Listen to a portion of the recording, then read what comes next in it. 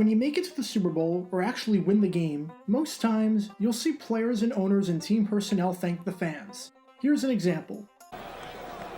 To the people in Baltimore City, to the people in Baltimore County, and to the state of Maryland, this belongs to you. And here's another one. And then the fans, we got the best fans in the whole world. Tampa Bay, Tampa Bay, Tampa Bay, we love you. You get the idea, and it makes sense. Fans are there through thick and thin. They're buying the tickets to the games, they're buying the jerseys, and without the fans, the popularity of the sport and the team would be non-existent. Plus, many of them have waited their entire lives for a moment like this. But imagine this. You make it to the Super Bowl, and you openly give your fans the middle finger. You pretty much tell them that they're awful, and if you win the Super Bowl, you couldn't care less about them. Sounds like a PR nightmare. Well, you don't have to imagine this, because prior to Super Bowl XIV, Rams offensive tackle Doug France did just that. And this is the story behind that. To understand this, we need a bit of context as to how this all went down. First, let's look at the man in question here, and that's Doug France. France was drafted by the Rams in the first round of the 1975 NFL Draft, and by the late 70s, was regarded by many as one of the best offensive tackles in all of football. He made it to the Pro Bowl in 1977 and 1978, and was named a second-team All-Pro during that 78 season as well. But he had a bit of a hot head who didn't always have his head on straight.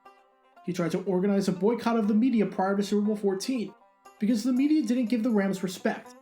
During a 40-16 loss to the Chargers, he called the coaching staff racist because they refused to take him out of the game. And twice during training camp, he got so upset that he just left. Essentially, he pulled an Eric Cartman and did this. Screw you guys, I'm going home. Now let's look at the whole situation involving the Rams. The 1979 season was going to be the last season that the Rams spent in Los Angeles, as in 1980, they were set to move to Anaheim Stadium. And the 1979 Rams were probably the worst team in NFL history to make it to the Super Bowl. With just 5 games to go, they were 5-6, and they finished the season at 9-7, outside of the top 10 in scoring offense and scoring defense. And they entered the playoffs on an extremely sour note. In their final game of the season, they lost 29-14 at home to the New Orleans Saints. The Rams turned it over 6 times in the game, and put the ball on the ground an astonishingly high 7 times. Unsurprisingly, the fans booed the Rams during this one, especially as the miscues started piling up. So when the Rams shocked everyone and made it to the Super Bowl, Doug France was speaking to the media about how he felt disrespected, and in the process, he criticized pretty much every single fan that the team had. He said, "We are not trying to win the title for the Los Angeles Rams, because we don't feel we belong to Los Angeles anymore." Which is odd, seeing as they still played in Los Angeles, and the Super Bowl was being held in Pasadena. Then, France talked about how when the Angels lost in the playoffs, the fans cheered, but when the Rams lost to the Saints, the fans booed. And he doubled down some more, saying maybe we have some loyal fans in Los Angeles, but they sure as hell don't show up on game days. We're going to try and win this game for ourselves and nobody else. A couple of things are just odd with that statement. First, the Rams aren't moving from Los Angeles to the other side of the country. They're moving to Anaheim. That's less than 30 miles away.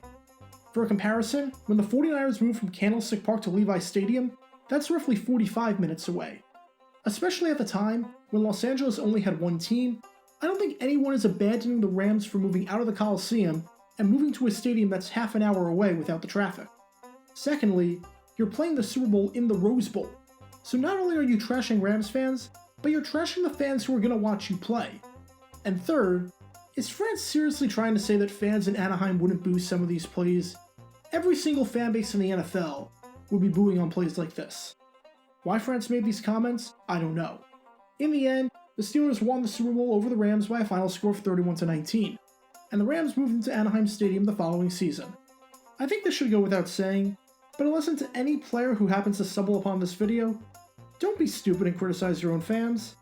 At the end of the day, it's just not the right thing to do. Special thanks to all of our Patreon supporters for helping on the channel. Your support is greatly appreciated. See how you can become a Patreon and request future video topics in the description below.